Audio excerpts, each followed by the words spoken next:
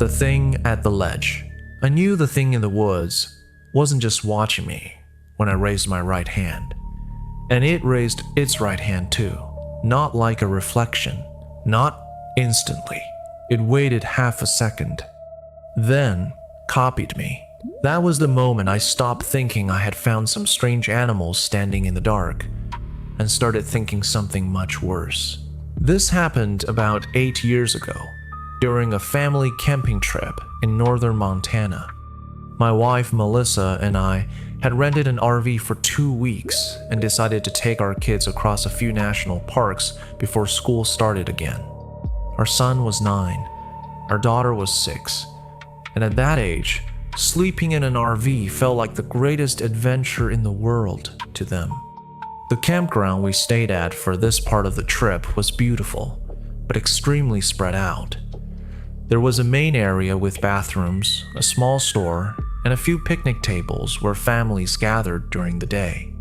But the actual RV spots were scattered through the woods, separated by long dirt paths, trees, and hills. At night, once people shut off their lanterns, it felt like you were completely alone. That was exactly what I liked about it. I used to take short walks after everyone fell asleep. I told Melissa it helped me clear my head. That was true, mostly. But the real reason was that I still smoked back then, and I didn't want the kids to know. It was a stupid habit, and sneaking around made it feel even worse. But every night, I would wait until the RV was quiet, then walk about 15 minutes to a rocky ledge I had found on the first day. The ledge overlooked a huge valley of dark pine trees. During the day, it was gorgeous. At night, it was just a black ocean of treetops with mountains cutting into the sky. I would sit there, smoke one cigarette, think about life, then walk back before Melissa noticed I was gone. The first uneasy detail happened on our 4th night. I was sitting on the ledge at around 12:30 a.m. when I heard a sound from the trees below. It was low and rhythmic, not a growl, not an owl, not an animal call I recognized. It sounded almost like someone saying "wow" over and over through a fan. Wah, wah, wah. Soft at first, then louder. I sat there holding my breath, waiting for it to stop or turn into something normal. A branch, wind, a bird, anything, but it kept going. The sound seemed to come from deeper inside the trees, maybe 30 or 40 yards from where I was sitting. I had camped my whole life. I knew enough not to go wandering into unfamiliar woods at night. But I also had that stupid adult confidence people get when they've done something dangerous enough times without consequences. So I stood up and walked toward it. I didn't go far at first, just off the ledge, into the first line of trees. The sound got louder with every step. My flashlight beam cut across trunks, rocks, and dead leaves, but I didn't see anything. No animal eyes, no movement, just the sound. Wah, wah, wah. Then it stopped, not faded, stopped, and with it, everything else stopped too. That was the part that made my skin tighten. The insects went quiet. The wind seemed to disappear. Even the leaves stopped moving.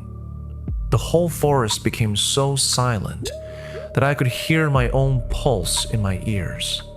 I turned slowly, shining the flashlight around. Then, I saw it.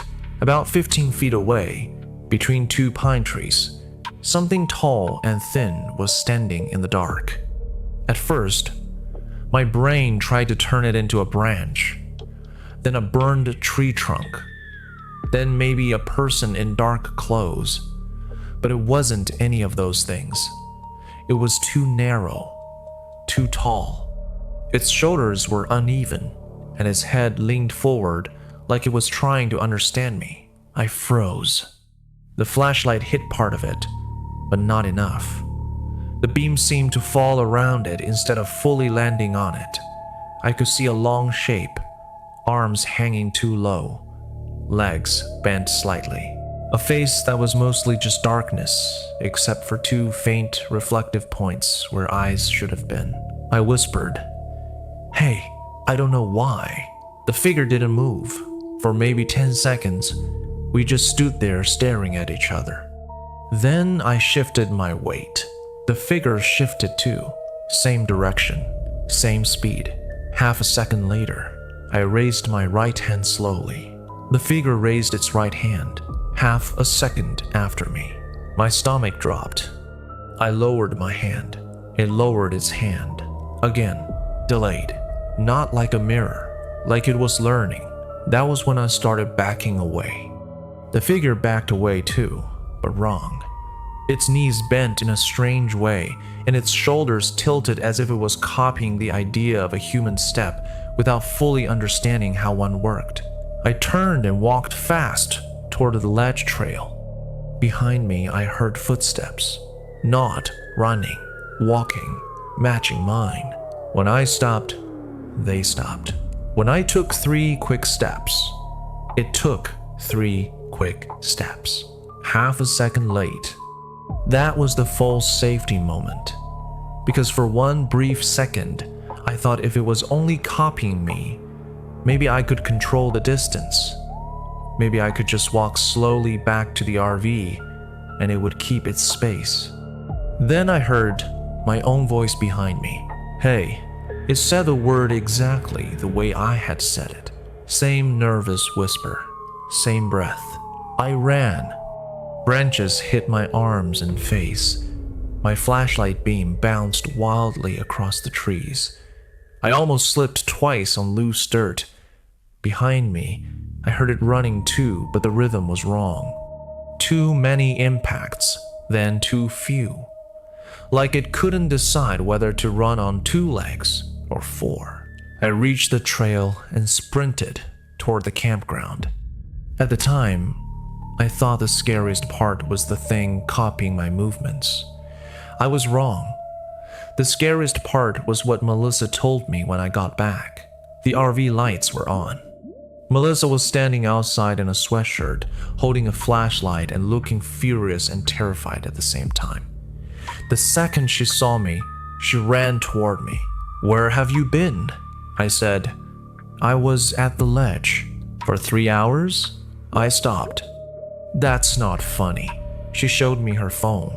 3:41 a.m. I had left around 12:20. I remembered maybe 20 minutes, 30 at most. Melissa said she woke up and noticed I was gone. At first, she thought I was outside smoking again. Then an hour passed, then 2.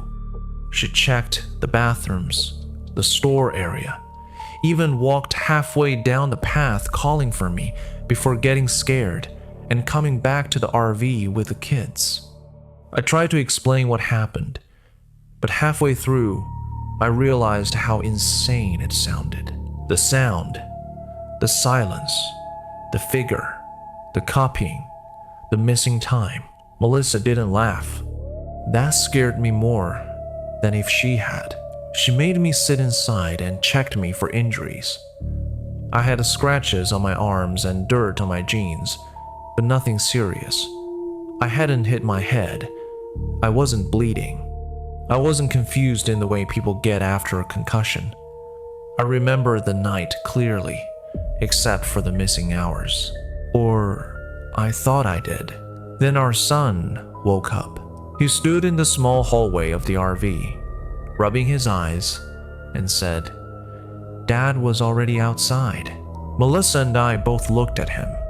He said he had woken up earlier because he heard someone walking around outside the RV.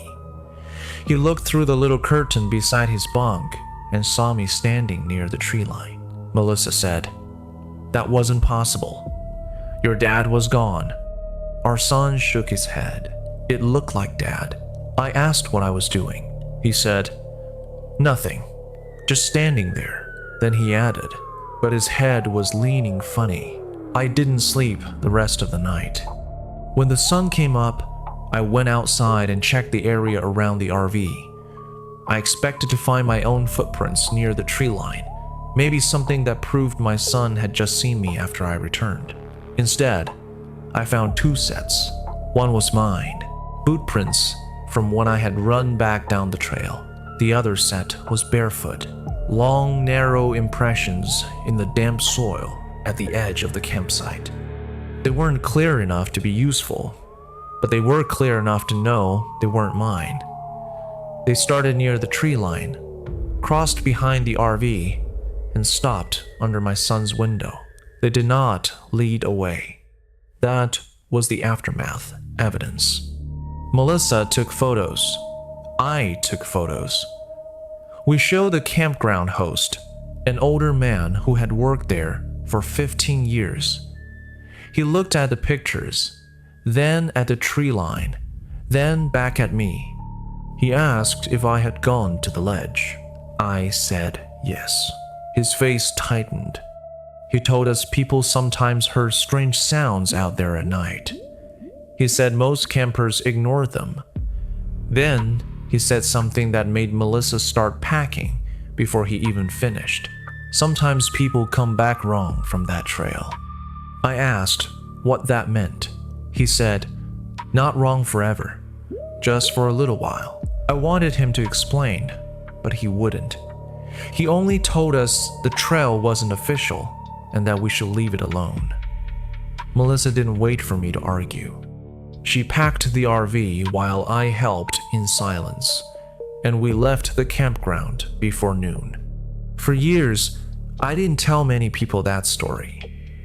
The few I did tell always tried to make it normal. Maybe I got lost and panicked. Maybe my son dreamed he saw me. Maybe the barefoot prints belonged to another camper. Maybe the missing time was shock. I wanted to believe that. Then, 5 years later, Melissa found something on an old memory card from the trip. We had a small motion camera mounted near the RV door back then. I had forgotten about it completely. We used it mostly to record animals for the kids. Most clips were squirrels, raccoons, or us walking in and out. But that night, at 2:18 a.m., the camera recorded a 12-second clip. It showed a side of the RV and the trees beyond it. At first, nothing moved. Then, I stepped out of the trees, or something that looked like me. It was wearing my jacket, my jeans, my boots, but it was standing wrong. Its shoulders were slightly too high. Its arms hung too straight. Its head tilted to the left at an angle that made Melissa cover her mouth when she saw it. The figure took one step toward the RV, then stopped. It raised its right hand, held it there, then lowered it. Half a second later, from somewhere far off camera, my real voice shouted, a panicked, distant sound. The figure turned its head toward the woods. Then the clip ended. I don't remember shouting. I don't remember being anywhere near the RV at 2:18. According to my memory, I was either still at the ledge or running back through the trees. But the camera showed someone who looked like me, standing outside my family's RV more than an hour before I returned. We gave the memory card to a friend who works in video editing. He said the clip didn't look edited. He also told me something I wish he hadn't. He said the figure's face was blurred, not because of motion, but because it seemed to be turned slightly away from the camera in every frame, like it knew where the camera was, and didn't want to show too much. I haven't camped since. I quit smoking not long after that trip, partly because I needed to, and partly because the idea of stepping into dark woods alone now makes my chest tighten. Sometimes, when I'm half asleep, I still hear that sound. Wah, wah, wah, soft, distant, like it's coming through trees I can't see. And every now and then, my son, who is older now and barely remembers most of that trip, will mention the other dad outside the RV. He says it casually, like a strange childhood memory, but I remember the footprints. I remember the camera clip. I remember the thing copying my hand movements in the dark. And what bothers me most is that when I first raised my hand, it copied me badly. But in the video outside the RV, it had gotten better.